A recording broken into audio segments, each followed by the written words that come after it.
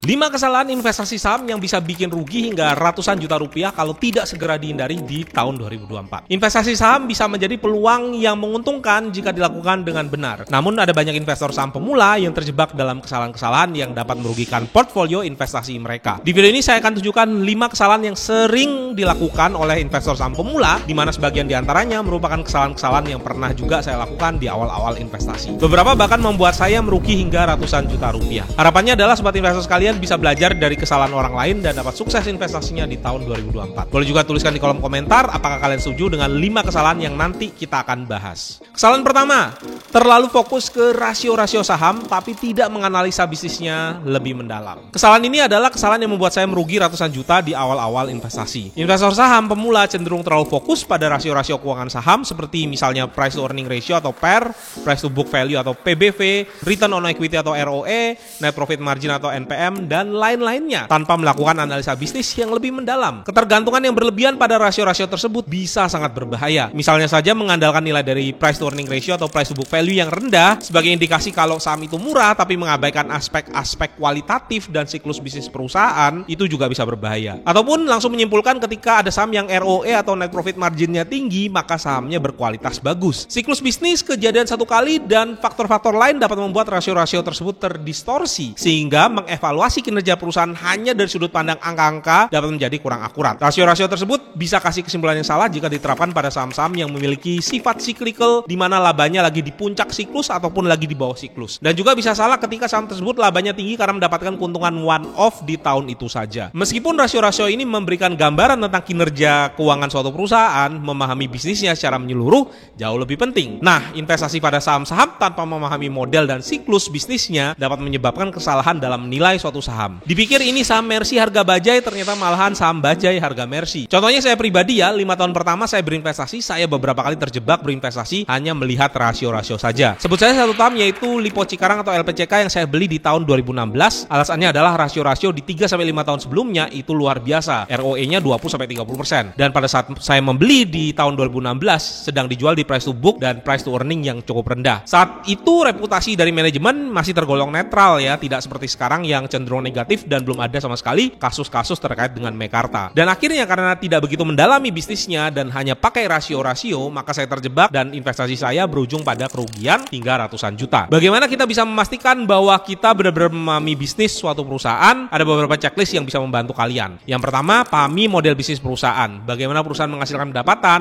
Apa keunggulan kompetitifnya? Yang kedua, analisa resiko dan peluang. Apa resiko utama yang dihadapi oleh perusahaan dan bagaimana perusahaan meresponnya? Apa faktor penyebab yang menyebabkan kinerja masa lalu dan masa kini dari perusahaan itu baik, dan apa yang membuat perusahaan akan punya prospek kinerja masa depan yang sama bagusnya atau bahkan lebih bagus dari saat ini. Yang ketiga, pahami pasar dan industri. Dan yang terakhir, evaluasi manajemen, bagaimana track record manajemen dalam mengelola perusahaan. Apakah manajemen suka bagi dividen, bagaimana perusahaan menggunakan laba yang ditahan, adakah transaksi afiliasi, dan lain-lain. Kesalahan yang kedua, mencampur-campurkan aliran investasi saham seperti analisa fundamental, analisa teknikal, dan juga bandarmologi. Ada asumsi keliru bahwa dengan menggabungkan berbagai macam aliran ini, strategi investasi kita akan menjadi lebih komprehensif dan justru akan membuat kita lebih untung. Namun realitanya bisa jauh dari harapan kita. Mencampurkan aliran teknikal dengan fundamental misalnya dapat menciptakan konflik karena bisa jadi kesimpulan dari keduanya bertentangan. Banyak yang bilang kalau analisa saham bagus dan murah itu pakai analisa fundamental, tapi kalau mau masuk di harga berapa itu pakainya analisa teknikal. Nah, saya tidak setuju ya ketika analisa saham secara fundamental menunjukkan kalau saham ini bagus dan harganya murah serta juga ada margin of safety atau diskon misalnya 50%, maka investor fundamental harusnya tidak perlu ragu untuk langsung masuk berinvestasi. Masalahnya bisa jadi kalau kita analisa pakai analisa teknikal itu tidak ada sinyal beli karena trennya atau candlenya sedang turun sehingga bertentangan dengan fundamental. Alhasil si investor akan bingung jadi beli atau tidak ya. Menurut saya sangat tidak make sense ya mencampurkan aliran analisa fundamental dan juga teknikal. Analogi yang tepat adalah seperti mencampurkan madu dengan racun. Meskipun teknikal dan fundamental masing-masing memiliki kegunaannya, mencampurkannya tanpa memahami perbedaannya dapat menjadi racun bagi investasi kita. Bagi yang memang niatnya berinvestasi, sebaiknya pandanglah saham itu sebagai bisnis dan analisalah hanya dari sisi bisnisnya saja. Bagi yang mau niatnya untuk trading, silakan pakai analisa yang cocok untuk trading. Kesalahan ketiga,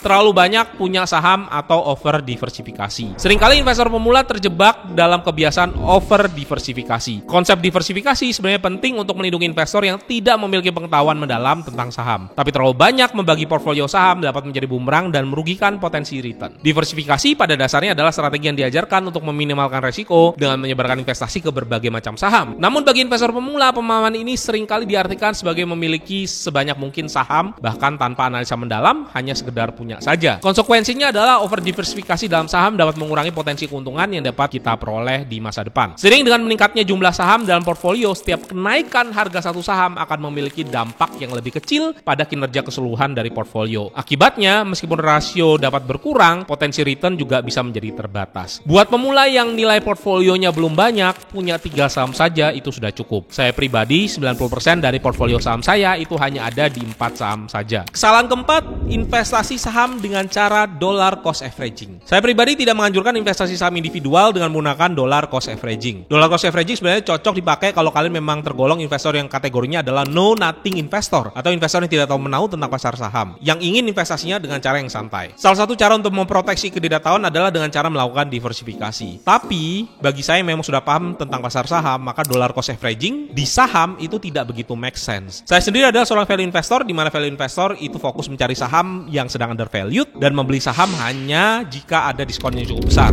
atau istilahnya adalah margin of safety, yaitu diskon di sekitar 40-50% dari nilai wajarnya. Artinya kalau nilai wajar dari suatu saham itu adalah 1.000, maka saya akan baru membeli saham tersebut di harga 600. Dari sudut pandang seorang value investor, dollar cost averaging punya kelemahan dan resiko tertentu ya. Dollar cost averaging meminta kita untuk membeli saham dengan jumlah yang tetap secara rutin tanpa melihat harga saham pada saat pembelian mau mahal, murah, lu wajib beli secara rutin. Jika pasar saham sedang dalam tren naik, harga saham terus meningkat, dollar cost averaging dapat mengakibatkan investor membeli saham pada harga yang terlalu tinggi. Ini berarti investor akan memiliki jumlah saham yang lebih sedikit dengan harga rata-rata yang tinggi, yang dapat mengulangi potensi keuntungan jangka panjang ataupun malah memberikan kerugian ketika saham tersebut ternyata turun pada akhirnya. Hal ini terjadi pada beberapa saham, misalnya Unilever yang sempat menyentuh price to earning ratio yang tinggi sekali di 5 tahun yang lalu, yaitu di price to earning 60 kali. Saat ini Unilever dihargai di multiple yang jauh lebih rendah, yaitu di sekitar 25 kali karena terjadi penurunan laba. Ataupun juga S Hardware yang price to earning ratio-nya sempat mencapai 40 kali, dulunya dijual mahal karena dianggap saham yang bertumbuh dan seketika growth-nya hilang, harga sahamnya terjun bebas. Kesalahan yang kelima, berada di komunitas saham yang salah. Komunitas memiliki peran penting dalam mendukung investasi saham, tetapi tidak semua komunitas baik dan bisa membantu investor saham pemula. Beberapa grup saham mungkin memberikan analisa yang mendalam dan berbasis dengan fakta. Sementara yang lain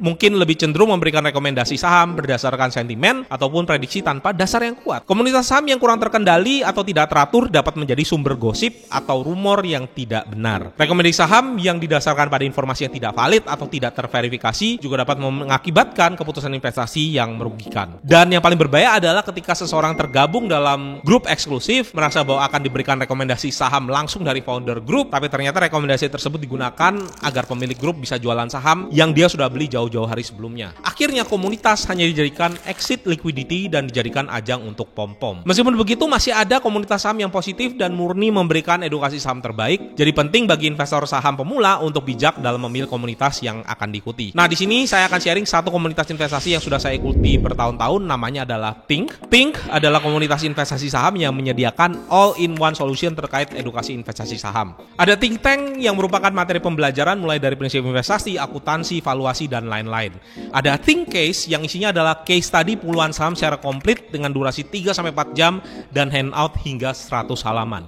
Ada Think Event yang merupakan tempat ngobrol live antara tim dan anggota, baik online maupun offline. Ada Think List yang merupakan analisa singkat padat jelas tentang ide-ide menarik yang ada pada saat ini untuk mempersempit pencarian saham.